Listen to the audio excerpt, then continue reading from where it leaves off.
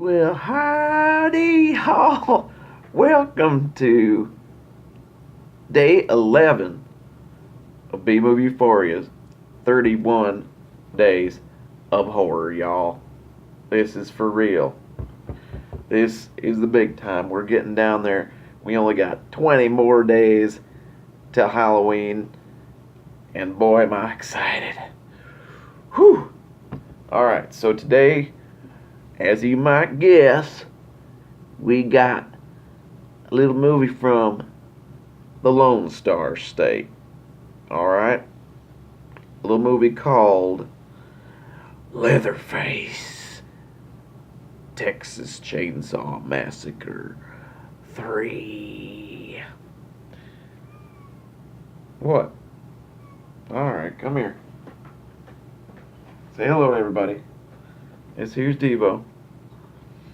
Okay, so in Texas Chainsaw Massacre 3, we got pretty much a scrawl at the beginning saying, the whole Sawyer family was wiped out. Obviously in the last two. And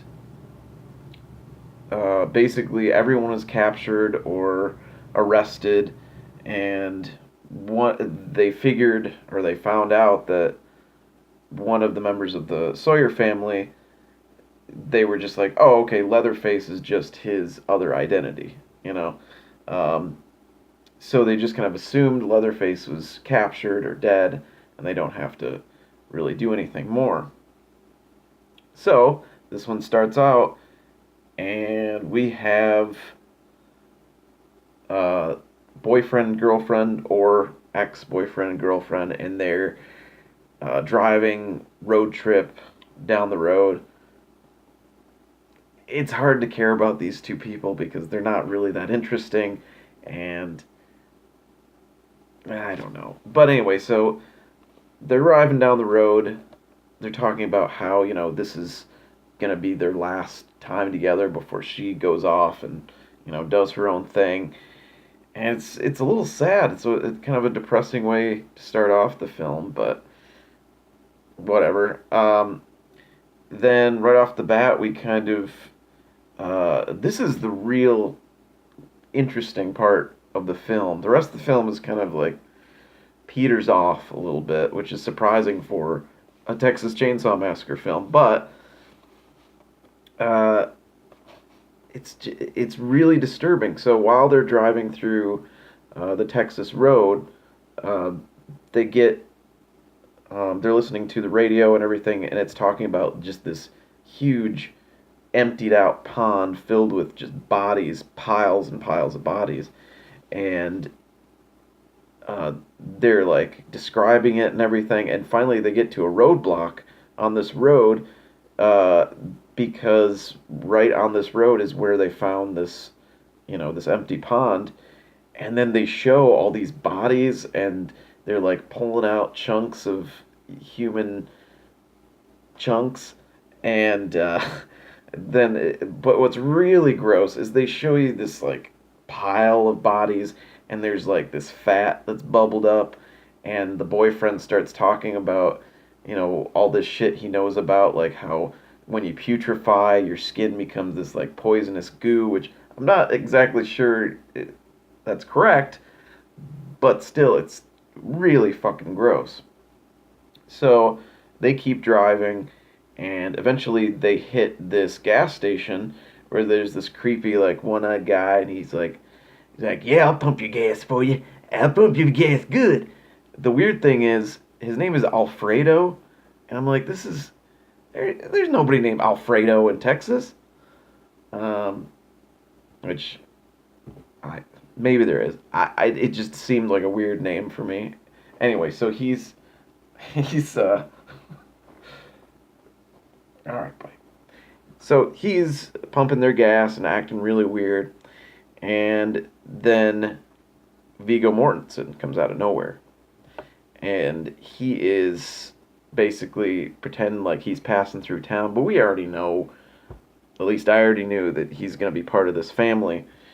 And so the creepy Alfredo guy is peeping on the girl, while she's in the bathroom, and Vigo acts all chivalrous and pulls the guy out of the his little peephole and starts kicking his ass, and the guy goes nuts and grabs a shotgun and starts waving it around.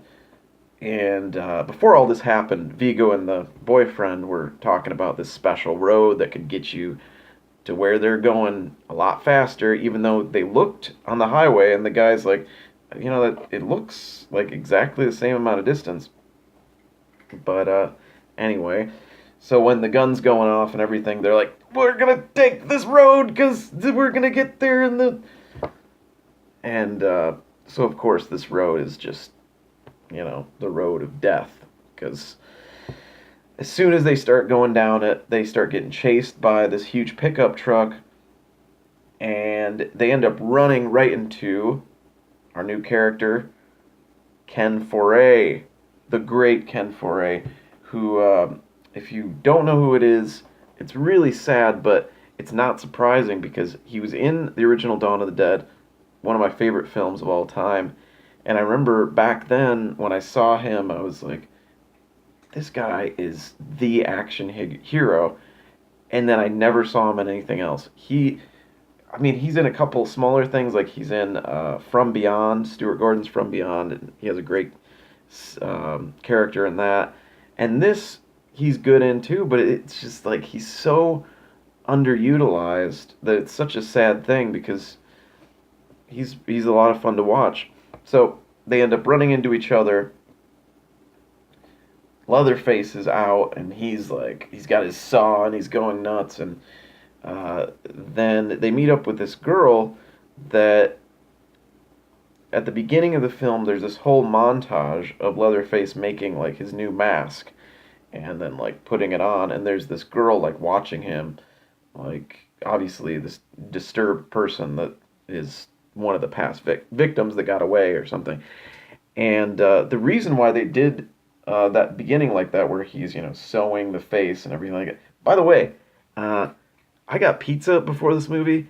It was not a good idea to start eating right away because that the skin scene where he's sewing it up, that's like right off the bat.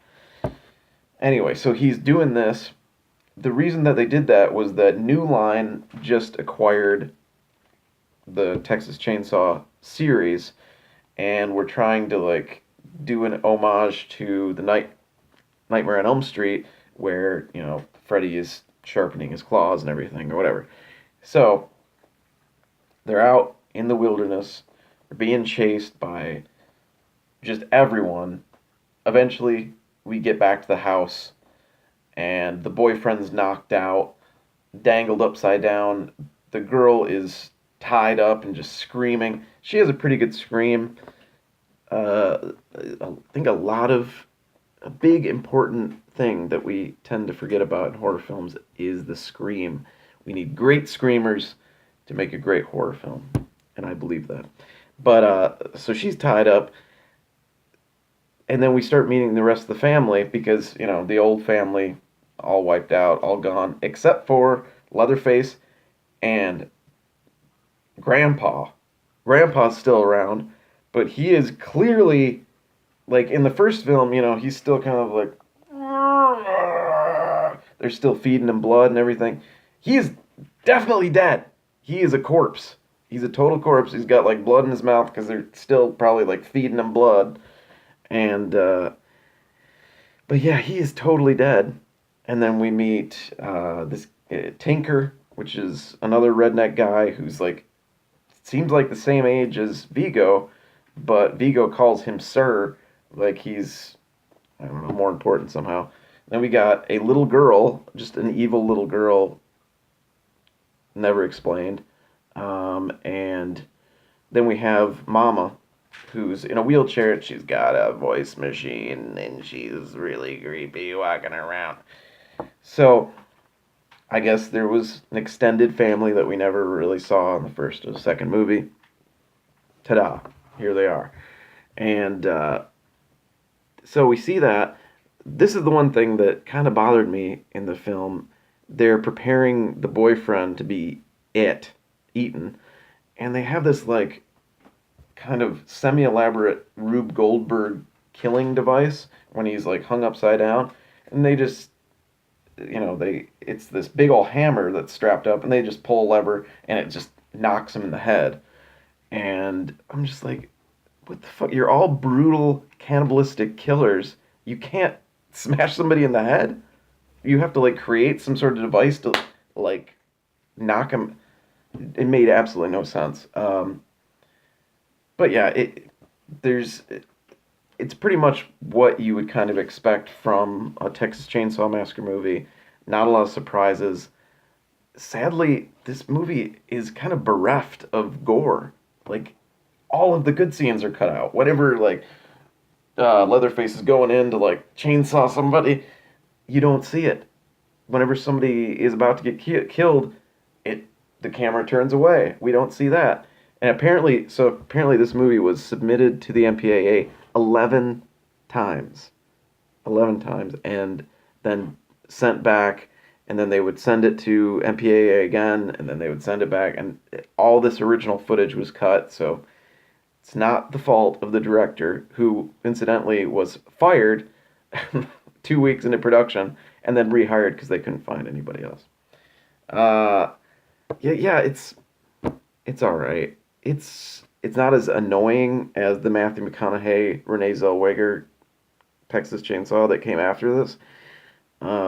But the characters aren't altogether likable. Ken Foree is fun, but and he's like a National Guard weekend soldier kind of guy. So he has the ability to fight these people, but obviously he doesn't know what he's dealing with. At one point, he gets thrown onto a chainsaw and just chopped up, and then obviously they had to change the ending because he comes back in the end and he's fine. It's just, they really, if they wanted to make a new Texas Chainsaw Massacre, they needed to make it wild and no holds barred. And with this one, they really held back, and I think that's why it ended up suffering, because that's not what people want to see when they see a Texas Chainsaw Massacre movie. These movies are they're so individual because of their unpleasantness. Like Nightmare on Elm Street, Friday the 13th, you have the teenagers, and we have that fun kind of stuff before all the badness happens. But in Leatherface, it's just mostly unpleasant horribleness, and you just gotta stick with that because that's what's good. Yeah, and so I guess the people who were supposed to maybe direct this movie before Jeff Burr, who also did Stepfather 2, Peter Jackson was in talks to make this, and so was Tom Savini. Rest in peace, Tom Savini's nuts. So, in the end, I'm going to say if you like the other Texas Chainsaw Massacre movies, you might as well watch this one. The whole, like, the Saw is family thing where he gets a new fancy chainsaw, which I'm like, who's out there making custom chainsaws? But it is Texas, so. But the Saw's family, it doesn't really make any sense.